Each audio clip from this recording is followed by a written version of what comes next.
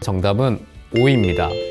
치아 손상에는 여러 가지가 있습니다. 흔히들 생각하는 충치, 우식 같은 질환이 있고요. 또 한 가지는 대표적인 질환으로 치주 질환, 저희가 풍치라고 알고 있는 잇몸병이 있습니다. 이 외에도 치과와 연관된 질환은 턱관절 질환들도 있는데요. 이러한 모든 치과 질환들이 전신 질환하고 연관이 되어 있는 경우가 있습니다. 최근 연구 결과에 따르면 파킨슨, 두통 이런 것들과 턱관절 질환하고도 밀접한 연관이 있다는 연구 결과가 많이 나와 있습니다. 정신 질환이 있거나 치매나 파킨슨 질환이 있는 경우에 있어서는 이러한 치아 우식 같은 것도 발생률이 더 높게 나타나는 것도, 심장, 판막에 어떤 문제가 있거나 이런 병력이 있는 환자분들 같은 경우에 있어서는 치주 질환하고 연관성을 저희가 좀 더 심도 있게 관찰하고 문제가 생기는 것을 예방하려고 합니다.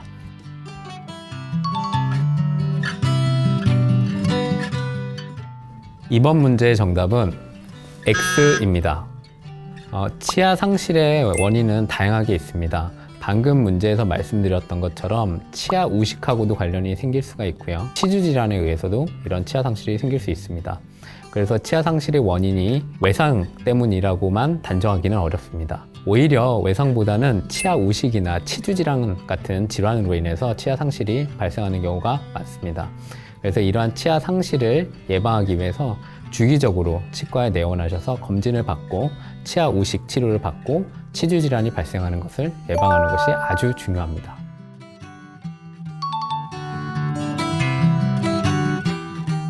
정답은 X입니다.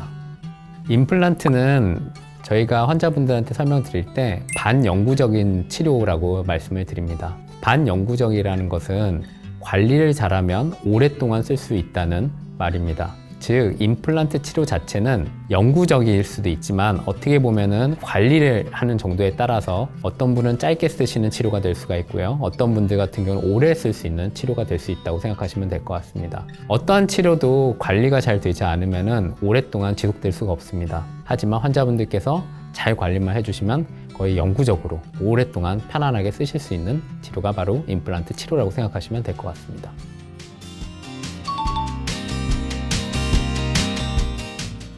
정답은 O입니다.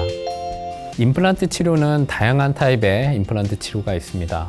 단순한 임플란트 치료도 있고 고리식을 해야 되는 임플란트 치료가 있습니다. 근래에 와서는 임플란트를 식립을 할 때 어떤 식으로 식립이 될 거고 어떤 식으로 치료를 할지를 디지털로 계획을 짜서 미리 식립할 부위를 정확하게 계산을 한 다음 그 부위에 정확하게 심을 수 있는 장치를 만들어서 임플란트를 좀 더 편하게 심을 수 있게 하는 디지털 임플란트 치료가 있습니다. 최근에는 고리 이식제를 환자분들께 맞춤형으로 3D 프린팅을 해서 고리 이식을 한다든가 맞춤형으로 미리 환자분의 보철물까지 제작을 해서 좀 더 치료 기간을 그리고 치료 시간을 단축시켜서 환자분들이 치아 상실이 있는 기간을 최소로 짧게 해드리고 그리고 환자분들이 내원하는 횟수를 줄여들므로써 환자분들이 좀 더 치과에 쉽게 다가가고 치과에서 치료를 불편하지 않게 느끼실 수 있도록 많은 시스템이 구축화되어 있습니다.